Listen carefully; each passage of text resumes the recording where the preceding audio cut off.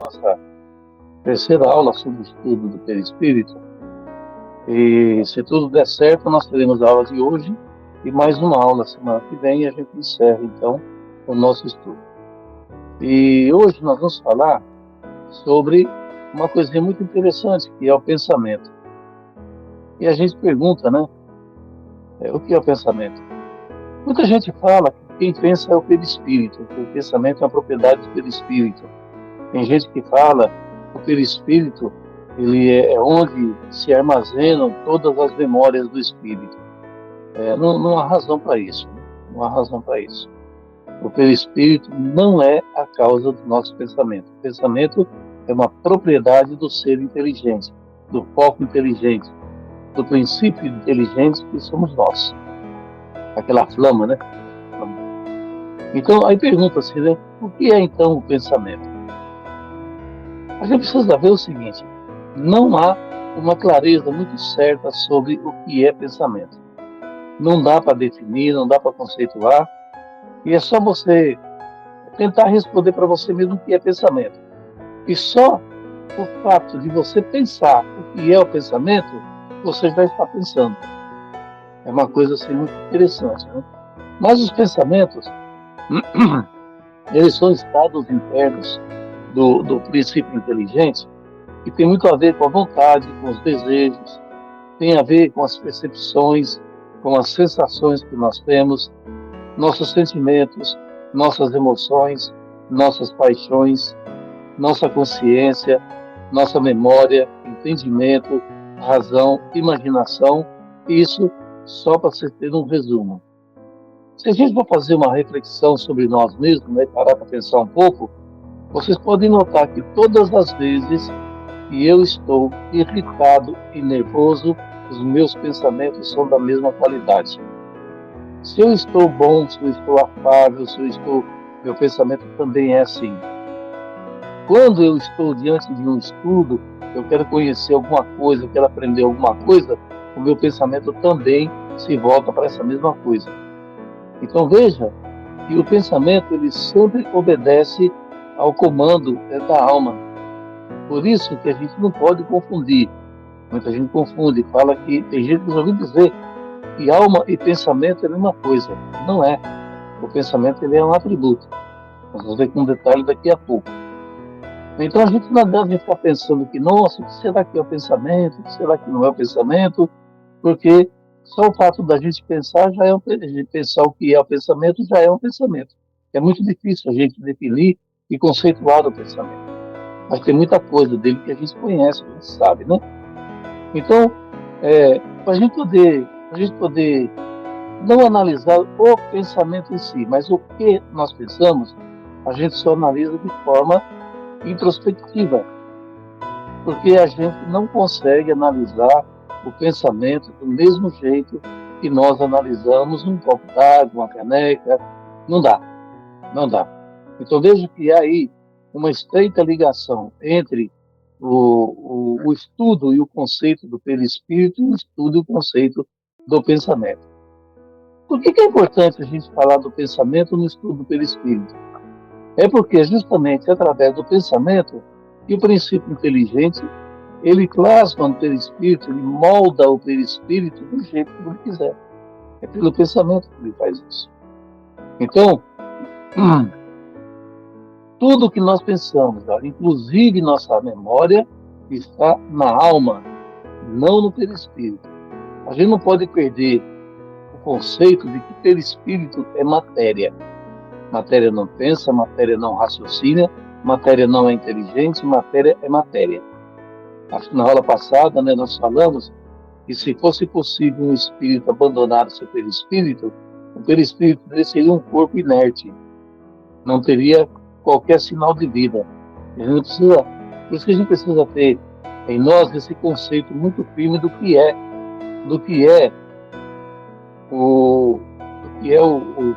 uma coisa abstrata e de que o perispírito é matéria, só isso, e não adianta querer fugir disso. Né?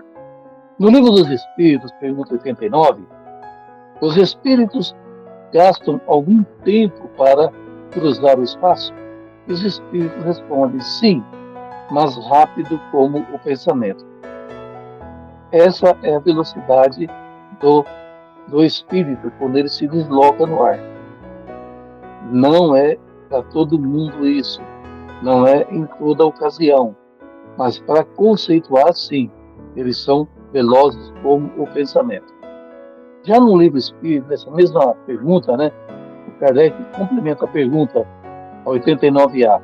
O pensamento não é a própria alma que se transporta? Ele diz o seguinte: quando o pensamento está em alguma parte, a alma também o está, pois é a alma que pensa. O pensamento é um atributo.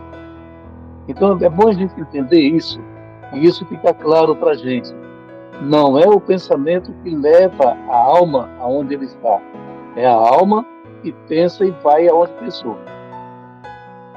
A alma, ela é o centro de tudo, é a responsável por tudo, desde o seu corpo espiritual como o seu corpo físico. Nós somos responsáveis pelo que nós fazemos com o nosso corpo e com os dois corpos que nós temos. Nós estamos encarnados com os dois corpos que nós temos. Daí a necessidade que a gente tem de tomar muito cuidado e analisar bem os nossos pensamentos, né? A gente saber o que é que a gente está fazendo. Mas o pensamento, ele é um atributo do foco inteligente. Ele não é a alma, ele não é o espírito, né? No livro dos Médiuns, capítulo 4, item 51, Kardec diz o seguinte: ó, o perispírito pode variar de aparência, modificar-se ao infinito. A alma é a inteligência, não muda sua natureza. Nesse assunto não podeis avançar, pois é uma questão que não pode ser explicada. Então, Lamenais aqui, eu falei que a Kardec está errado, é Lamenais, o perispírito, né, ele varia a sua aparência, ele modifica conforme a vontade do espírito. Já o espírito, ele não consegue mudar, ele não muda a forma dele. O princípio inteligente é sempre o princípio inteligente. Ele é mais inteligente, menos inteligente, mas ele é espírito do mesmo jeito, não muda nunca. Quando o Laminais disse que a gente não pode entrar nesse assunto, é porque nós não somos capazes de entender ainda a essência do princípio inteligente. A gente não tem cabeça, não tem inteligência para isso. Um dia entenderemos, mas por enquanto não. Não dá para a gente entender isso. Então, se alguém começar a explicar para vocês o que é e o que não é o foco inteligente, por que o foco inteligente é formado, olha, isso é mera suposição. A gente não tem condições de entrar, de avançar nesse tema, porque falta recursos para já. Aliás, nosso vocabulário já é um vocabulário muito restrito. Ele é tão restrito, que a gente não consegue sequer dar uma explicação para o que é Deus. A resposta que os Espíritos dão para Kardec, na pergunta número 1 do Livro dos Espíritos, ela não é uma resposta esclarecedora, uma resposta que dá assim, para a gente uma visão completa de Deus. Não dá, porque a gente não tem condição. Nós não temos inteligência e não temos palavras para poder definir essas coisas, né? A alma e o pensamento se confundem. Aí é que está um detalhe muito curioso. Então, vocês estão lembrados que na aula passada eu disse que o perispírito e o corpo físico eles estão tão juntos que é impossível separar um do outro? Isso é o mesmo que acontece entre a alma e o pensamento. Os dois são tão juntos, tão integrados, tão aproximados um do outro, que não dá para você separar. Você não vai conseguir separar. Então, eles são onde um está, o outro também está. É por isso que vulgarmente se fala que a alma é o próprio pensamento. Mas é uma forma de falar, não é um conceito. O conceito é diferente. O pensamento é um atributo da alma. Conceitualmente, o pensamento também é atributo. Mas no uso diário, é muito difícil separar os dois. Por isso que as definições que nós damos para a alma e para o pensamento são quase as mesmas, são implícitas. Uma coisa está implícita na outra. É a mesma coisa que você dizer: quer dizer então que se eu fizer uma tatuagem no meu braço, eu vou marcar também o perispírito? Claro que vai. Não dá para você separar os dois. Não, eu vou fazer aqui só no meu braço. Não, agora eu quero fazer no perispírito. Isso não existe. Da mesma forma, É esse conceito de alma e pensamento. Não dá para a gente pensar de maneira diferente, né? No Livro dos Espíritos, a parte segunda, do Mundo Espírita ou Mundo dos Espíritos, capítulo 6, da Vida Espírita, ensaio teórico da sensação dos espíritos. E aí Kardec diz isso. O perispírito é o laço que a matéria do corpo une o espírito. É tirado do meio ambiente e do fluido universal. Participa ao mesmo tempo da eletricidade, do fluido magnético e até certo ponto da matéria inerte. Poder-se dizer que é a quintessência da matéria. É o princípio da vida orgânica, porém, não o da vida intelectual que reside no espírito.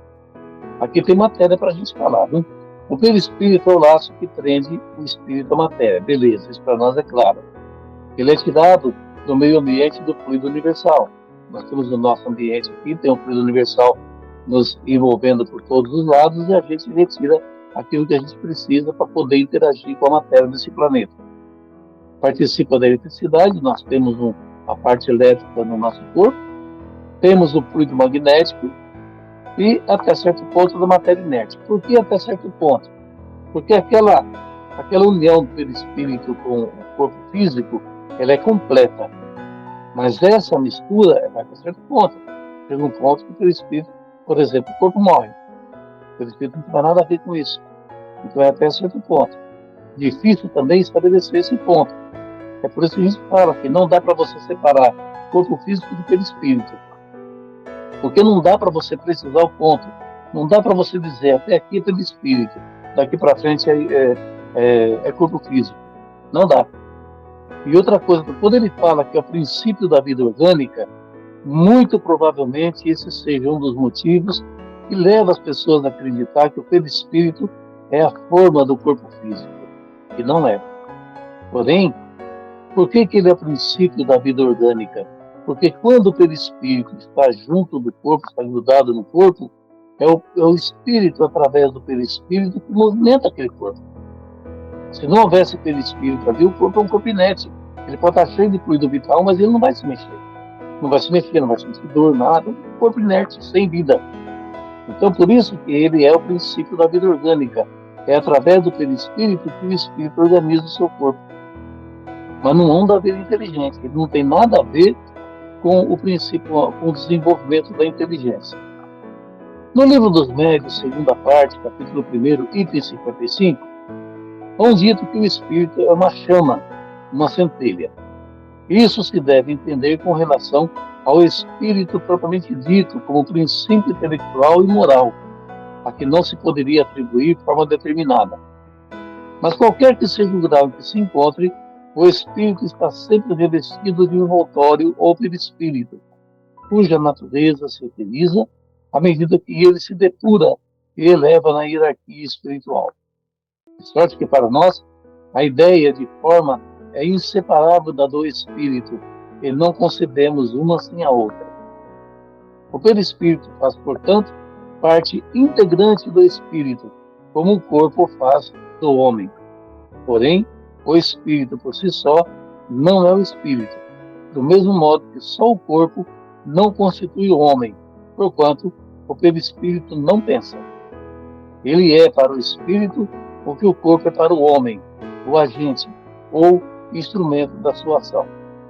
Então, aqui a gente tem uma clareza muito mais clara, muito mais precisa do que a gente deve entender por perispírito, a relação que existe entre o espírito e o perispírito.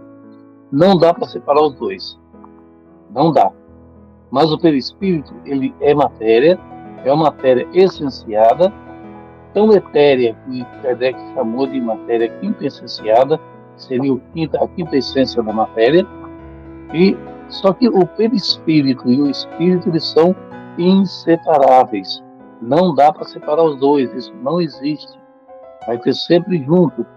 Mas o perispírito, só por ele não é o espírito. Não é. O espírito, a outra coisa que é muito importante a gente atentar, é que na medida que o espírito evolui, o espírito propriamente dito, aquela flama, ela evolui, ela não muda a sua forma. Ela não muda a sua forma, não muda a sua aparência. Quem sofre transformação com o processo de evolução é o perispírito. Ele vai se tornando mais diáfano, ele vai se tornando mais sutil. E quanto mais leve fica esse perispírito, quanto mais sutil, mais elevado ele fica, melhor ele passa, ele passa, a luz dele transcende o perispírito e ele consegue enxergar cada vez mais longe. Então, e uma vez mais reforçando que o perispírito não pensa, porque ele por si só é matéria, só matéria.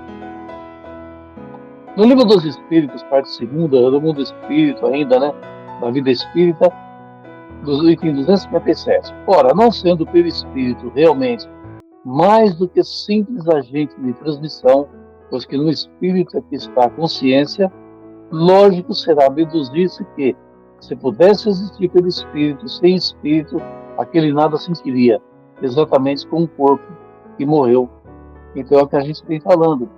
Se pudesse, se fosse possível existir um perispírito sem espírito, ele seria um corpo inerte, sem vida, porque ele é matéria. Aqui, uma coisa interessante, não é o corpo que vê, é a alma que vê. Olha, eu estive conversando com alguém essa semana sobre isso. A gente, todos nós temos uma visão, cada um tem o seu grau de deficiência, mas corrigido esse grau com os olhos, eu posso dizer que todos nós, olhando para um determinado, quando nós estamos juntos, nós vamos ver exatamente a mesma coisa, mudando levemente o ponto de vista. Mas nós vamos ver a mesma coisa. Alguém duvida disso?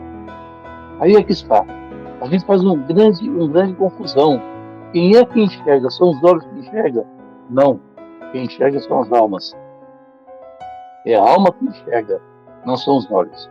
Para que servem os olhos? Os olhos, eles geram uma imagem. O que está na frente dele, dentro de 180 graus, né? Desses 180 graus, ele vai ver o que está ali na frente, vai gerar uma imagem. Essa imagem é levada para o cérebro, através dos nervos ópticos, e chegando no cérebro, o espírito se apropria dessa imagem e interpreta essa imagem. Quero um exemplo clássico disso? Eu não sei se foi aqui no curso, foi nessa conversa que eu citei, que quando a gente vai no médico, se fizer uma radiografia de qualquer parte do nosso corpo, não importa o que, o médico põe na radiografia naquela tela luminosa, né? Põe naquela luz, fica olhando para aquela coisa lá, cheia de mancha preta, escura, cinza, né? Aí pensa assim, né? Olha, tá aqui o seu problema, você tá vendo? O médico perguntou isso para mim uma vez. Eu falei, não, eu não tô vendo. Ele falou aqui, olha, esse ponto aqui. Eu falei, não, o ponto eu tô vendo, agora o que é isso eu não sei. Eu não tô vendo. Então a visão, ela depende de uma capacidade de interpretação do espírito. Por isso que vulgarmente a gente diz que a pessoa olha, mas não vê. Não vê porque não sabe, porque não tem conhecimento, não tem uma estrutura de sabedoria, de inteligência desenvolvida para que ele possa interpretar a imagem que os olhos geram. Então quem vê é a alma, os olhos geram imagens para que o espírito possa interpretar. A visão depende, então, da intelectualidade da alma, né? No livro que é o Espiritismo, capítulo 2, Noções Elementares de Espiritismo, quando Kardec fala dos espíritos. Há, pois, no homem, 3 elementos essenciais. Primeiro, a alma ou espírito, princípio inteligente, em que residem o pensamento, a vontade e o senso moral. Segundo, o corpo, invólucro material que põe o espírito em relação com o mundo exterior. Terceiro, o perispírito, invólucro fluídico, leve, imponderável, servindo de laços e de intermediário entre o espírito e o corpo. E é isso que nós estamos frisando, é só para poder reforçar a nossa ideia e o nosso esforço. O perispírito muda a natureza dos fluidos conforme a alma evolui, e foi esse ponto que nós abordamos ainda há pouco, sobre a evolução, e o espírito em si. Ele não sofre alteração nenhuma, mas o que sofre alteração é o perispírito, ele muda a natureza dos fluidos. É possível um espírito na encarnação dar um verdadeiro salto na sua evolução. E aqui é uma coisa que eu sempre ouvi desde que eu tornei espírita, que a encarnação a gente consegue evoluindo aos poucos, um pouquinho de cada vez. As pessoas falam até que a gente vai evoluindo degrau por degrau. Na verdade, não. Nós conseguimos dar, sim, um grande salto numa única encarnação. Isso é possível, sim. A gente dá um salto enorme numa encarnação. Talvez um exemplo prático disso seria Paulo de Tarso, né? Ele começou como Saulo de Tarso, caçando o cristão, matando o cristão à torta e à direito, dava ordem para ele, ele ia lá, caçava, prendia, matava e pronto. Estava cumprindo ordens. De repente, Jesus Cristo se encontra com ele, se mostra para ele, ele fica cego e naquela hora ele se converte a Jesus. Aí ele passa a ser o famoso apóstolo do Cristo, um dos maiores, talvez, né, junto de Pedro, e se tornou então o grande apóstolo Paulo de Tarso. Então veja o salto que ele deu na evolução em uma só encarnação. Então sim, é possível nós darmos um salto de evolução. Basta que a gente tenha vontade e perseverança para isso, para a gente conseguir. E não conseguimos, viu? Quando a gente desencarna, né? Antes de passar o texto aqui, eu vou explicar. Quando a gente desencarna, a gente já comentou uma ocasião que quando a gente desencarna existe um estado que nós chamamos que é o estado de perturbação, que a gente chama. Por que nós temos esse estado de perturbação? Porque você está saindo, você está se livrando de um corpo denso, de um corpo pesado. Eu não sei o quanto pesa o de vocês, do meu está pesando 82 quilos, é peso para diabo. Né? Então, aquele corpo pesado, denso, eu tenho dificuldade de andar, joelho doendo, coisa e tal. De repente, eu desencarno e o meu corpo é leve, não pesa nada, não tem peso nenhum. Não dá para pensar o perispírito. Então, isso causa uma confusão na gente impressionante. Outra coisa, eu estou acostumado a ver através das imagens que os meus olhos geram. Aí, de repente, eu desencarno, eu começo a ver por todos os lados. Eu não preciso estar olhando para frente para enxergar o que está lá atrás, porque eu enxergo. Se eu quiser, eu enxergo. Agora, imagine vocês, se o perispírito, se o espírito ele anda à velocidade do pensamento, imagina a surpresa nossa. A gente sai lá do hospital onde a gente desencarnou, aí a gente lembra da esposa, do marido, dos filhos, e pimba, já estamos lá com eles. Gente, isso é um horror, a gente tem uma confusão do diabo. Quando a gente tem um nível evolutivo mediano, como é o caso da maioria de nós, e a gente desencarna, esse estado de perturbação, ele é curto, dura alguns dias, e parece que 8 dias, 10 no máximo, que dura esse estado de perturbação, e é o tempo que a gente precisa para se acostumar com a perda do corpo físico, com essa nova realidade que a gente está enfrentando. Já o espírito mais ignorante, aquele espírito que nunca se preocupou com o que vem após a morte, essa perturbação dele pode durar dias, semanas, meses e anos, inclusive. Ele fica perdido, ele fica voado. Existem desencarnados que até desencarnaram já há 10, 20 anos atrás e até hoje eles acreditam que estão encarnados. Eles estão vivos. Mas recentemente, olha, o Sueli, e recentemente eu li, recentemente, já faz alguns anos, eu li um livro. Eu não gostei dele porque ele é um livro que ele fala sobre as trevas e o comportamento dos espíritos nas trevas. Então é um livro muito pesado para a gente ler, porque você mergulha de cabeça num mundo muito desagradável. Mas lá tem uma história que ele contou que eu sempre gosto de frisar. O rapaz lá, ele trabalhava na gangue, na quadrilha dele, e o chefe dele estava muito irritado com ele porque o cara não fazia nada direito. Aí ele mandou esse empregado fazer um serviço junto ao encarnado, que eu não sei, não me lembro lá que serviço que é, e ele fracassou mais uma vez. Aí ele voltou morrendo de medo lá conversar com o chefe dele ficou louco da vida, mas morrendo de raiva, arrancou um punhal e meteu o punhal no peito do espírito. Sabe o que aconteceu com ele? Ele caiu morto. Ele morreu, literalmente. Ele caiu, aquela faca espetada no peito dele e não saía de lá, aquela faca. E ele não levantava, ele não abria os olhos, porque ele estava morto. Ele se achava morto. Um trabalho danado para poder despertar ele depois. E aí ele foi socorrido depois disso. Então, vejam para vocês a que ponto pode chegar essa perturbação que a gente tem. A perturbação de você achar que você ainda está vivo mesmo depois de 10, 20, 30 anos. E há um caso, que, se não me engano, no livro O Céu e o Inferno, de um pirata que ainda estava pirateando pelo mundo no seu navio, depois de 100 anos de desencarnado. É uma coisa, ela é muito, muito, muito interessante isso, né? Ela é isso, que você estudar até, se não é demorado. A viúva de Fulon, ela é um espírito que veio dar uma comunicação no livro Céu e Inferno, e um trecho do que ela disse foi isso: acreditai-me, os mortos são mais felizes do que os vivos, e chorá-los é duvidar da verdade do Espiritismo. Rever-me-eis, tende certeza. Parti, primeiro porque minha tarefa acabara aqui embaixo. Cada um tem a sua a cumprir na terra.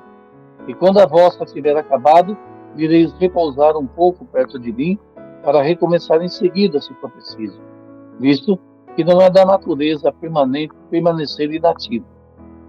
Cada um tem suas tendências e obedece a elas. É uma lei suprema que prova o poder do livre-arbítrio. Igualmente, ou amiga, todos nós precisamos reciprocamente de indulgência e caridade, quer no mundo visível, quer no mundo invisível. Com esta máxima, tudo fica bem. Indulgência e caridade. Então, notem que justamente por causa dessa qualidade do perispírito, dele ser etéreo, dele ser matéria que é essenciada, ele é imponderável. Quando a gente desencarna, a mudança da nossa realidade é muito grande. A vida continua igual, mas é uma mudança na nossa realidade na qual nós não estamos acostumados.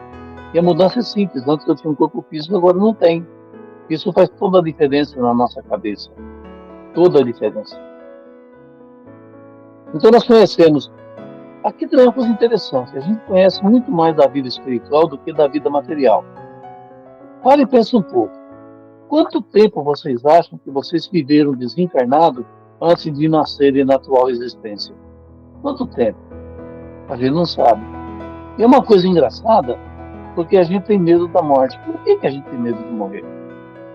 Se a gente sabe que nós vamos voltar justamente para aquele mesmo lugar de onde a gente veio. Por que ter medo? É que o medo, na verdade, é um instinto protetor. Porque se eu não tivesse medo de morrer, eu faria qualquer coisa que me desse na telha. Me dá vontade de pular do viaduto, eu pularia, não tenho medo de morrer. Eu ia atravessar a rua sem olhar para o lado. Eu ia atravessar a rua com o farol aberto. Eu não ia ter aquele instinto de preservação da vida. E eu preciso ter isso para poder viver. Mas fora essa necessidade humana, e nós precisamos disso para continuar vivos, a gente não tem por que ter medo da morte. Não tem, porque o nosso estado natural, a nossa vida, a nossa condição natural é de desencarnado, não é de encarnado. Encarnado não é a nossa condição natural. A nossa condição natural é de desencarnado. Nós, eu repito, às vezes eu falo muito, eu volto a repetir, nós não somos esse corpo de carne que a gente vê no reflexo do espelho. Não somos. A gente confunde aquilo que nós somos com um corpo, e nós não somos um corpo. Nós somos uma alma. Nós somos uma alma que carregamos conosco o nosso perispírito, e graças a ele a gente consegue interagir com o mundo, com a matéria, e graças à interação com a matéria, com o corpo físico, eu consigo me comunicar com o mundo exterior, com o mundo fora de mim. E é interessante realmente a gente observar isso, que a gente conhece muito mais da vida espiritual. E aqui tem outra questão também. Quando a gente dorme, quer a gente queira, quer não, a gente volta para o mundo espiritual. A gente volta. E quando a gente fala em dormir, as pessoas logo ligam o dormir ao sono, ao sonho. E eu posso não ter relação, porque o sonho é uma coisa. Mesmo eu tendo um sonho que é chamado sonho material, que é aquele muito bem explicado e definido por Freud, eu ainda assim estou desligado do meu corpo e eu estou, sim, no mundo espiritual. André Luiz também nos traz alguns relatos interessantes de pessoas que estão dormindo. O corpo está dormindo, e o perispírito dele também está dormindo e fica flutuando acima do corpo. É curioso isso, né? A gente acha que a gente está dormindo, então a gente fica flutuando. A gente não tem a noção de que nós, fora do corpo, não precisamos de dormir. E a gente acha que está dormindo. Na verdade, o que eu estou fazendo, eu estou mergulhado nos meus pensamentos. Aí vem aqueles monte de sonhos loucos, doidos, malucos, né, que a gente tem. E há também uma descrição do André Luiz, só que eu não me recordo o livro, em que ele relata uma coisa muito interessante, muito singular. Uma pessoa, que ele era um trabalhador, ele era um espírita, só que ele tinha um problema sério, ele era viciado em sexo. Aí o instrutor do André Luiz pediu para ele lá chamar aquele médium encarnado, e ele e o outro instrutor dele, lá no hospital. Chegando na casa dele, o que eles viram? O médium com o corpo dormindo, sentado ao lado da cama, cheio de mulheres nuas em volta dele, e parecendo daquela orgia. O amigo dele falou assim: olha, então não adianta a gente chamar ele não tem condição de ajudar a gente hoje. E voltaram, e depois tiveram que buscar um outro médium para auxiliar eles no trabalho. Então veja como essa relação nossa com o mundo espiritual, ela é uma relação muito mais constante, muito mais intrínseca do que a gente imagina. Muito mais. Né? Nós vivemos, por isso que se diz, né, que a gente vive mais tempo na espiritualidade do que no mundo corpóreo. Então nós conhecemos, a gente manja da espiritualidade pra caramba. A gente só não tem assim, uma noção exata e clara disso. Kardec informa que, em média, nós ficamos até 8 dias em estado de perturbação. Apenas maus espíritos, como os assassinos, perduram muito tempo em estado de perturbação, dadas as suas ligações materiais. Aqui tem um detalhe que é importante a gente ressaltar, que é dada as suas ligações materiais. Portanto, as ligações materiais não são apenas aquelas que levam o sujeito a cometer um assassinato, mas são aquelas pessoas que são muito apegadas à matéria, pessoas que só sabem pensar em dinheiro, tudo que fazem gira em torno do dinheiro, e esse é o problema que a gente tem.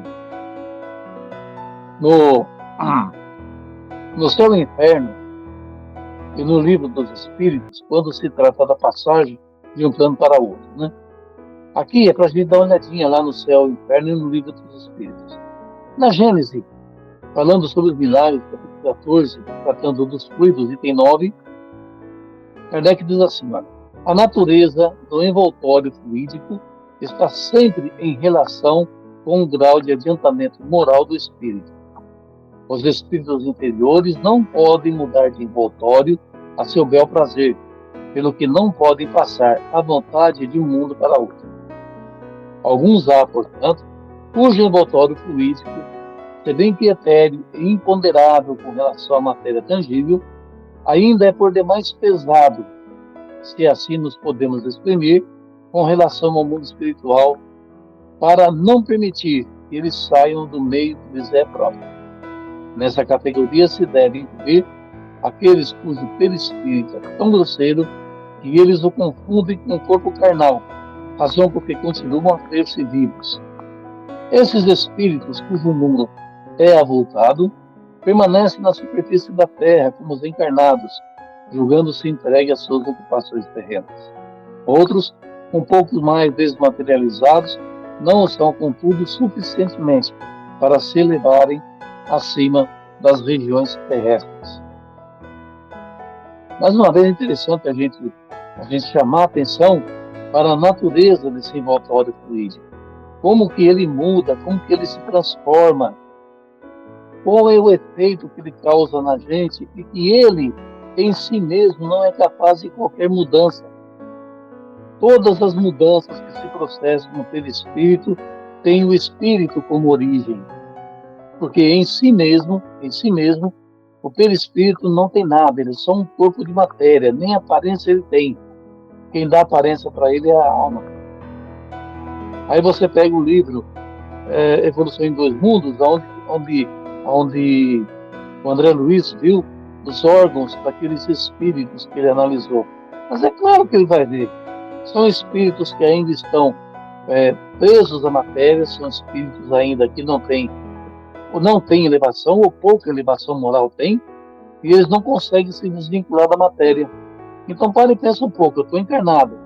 Quando eu desencarno, eu olho para mim, o que eu vou ver? Eu vou ver o meu corpo, do jeito que ele está. Por quê? Porque a minha mente está condicionada nessa imagem, está condicionada nesse corpo, e ao me condicionar nesse corpo, eu vou refletir esse corpo no perispírito, e o perispírito assume ele. Mas não vai assumir só a aparência, porque eu acho que eu tenho órgãos. Por isso que tem espírito aí que diz que tem fome, porque ele acha que ele tem estômago, que ele tem aparelho digestivo, ele acha que tem tudo isso. O que ele vai fazer dentro do perispírito? Ele vai criar esses órgãos. Funciona? Não. Mas ele vai criar esses órgãos, porque ele pensa que tem. Ele pensa que tem. Pensa. E pensando se reflete no perispírito. Né? Exemplos de espíritos que ainda se julgam neste mundo. Na Revista Espírita, dezembro de 1859, página 310, novembro de 1864, abril de 1865, página 177. O espírito inferior não pode subir aos mundos superiores, nem mudar de planeta ao seu bel prazer. Há uma questão que fala sobre isso, quer dizer, pensa bem, eu sou um espírito inferior, eu tenho lá meu perispírito grosseiro, negro, trevoso, né? E eu não consigo sair daqui do planeta. Se eu quiser ir para o nosso lado, eu consigo? Não, eu não consigo. Ah, mas eu não quero ir para o nosso lado. Eu quero ir numa cidade fronteiriça com Umbral. Não consigo, porque meu corpo está aqui. Porque a gente logo de cara já pensa, é a lei da gravidade. A lei da gravidade afeta os espíritos. Mas será que é a lei da gravidade? Não deve ser. A verdade é que ainda não conhecemos o perispírito o suficiente para encontrar uma resposta mais apropriada. Eu ia falar que a lei da gravidade, olha, pode ser, pode não ser. Eu acredito mais é que não seja, mas eu também não sei o que é. Por que um espírito inferior, tenebroso, está aqui na fábrica e não consegue subir? Por quê? Isso é uma pergunta que a gente tem que estudar muito para a gente poder aprender. Né? Gente, por hoje a gente fica por aqui.